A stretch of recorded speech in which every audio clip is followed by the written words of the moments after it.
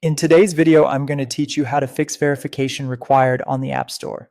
If you keep seeing that pop up when installing apps, it's usually linked to an active or failed subscription or an issue with your payment method. We'll walk through canceling subscriptions, updating your payment details, and testing that everything is back to normal. To start, open the App Store. Tap the profile icon in the top right corner to open your account, then tap Subscriptions. Give it a moment to load. It can take a few seconds. In this list, look for any subscriptions that show as active or that are scheduled to renew soon.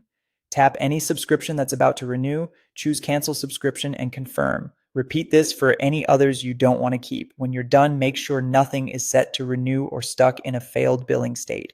Clearing these prevents the App Store from asking for verification again. Next, update your payment information so Apple can verify your account. Open Settings, tap your Apple ID banner at the top, then tap Payment and Shipping. Authenticate with Face ID, Touch ID, or your passcode. Tap Add Payment Method to add a valid card or re-enter your existing method to refresh it. After you enter the information, tap Done. Take a moment to confirm that the billing name and address match your bank records and that the card number, expiration date, and security code are correct.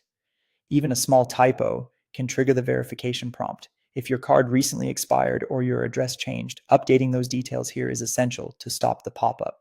Now let's test it. Open the App Store again and try downloading an app. A free app works perfectly for a quick check, but you can also try a paid one if that's what you were aiming to get. If everything is set up correctly, the verification required message should no longer appear and your download will proceed normally. Once your subscriptions are canceled or inactive and your payment method is up to date, the App Store should function without asking for verification each time you download.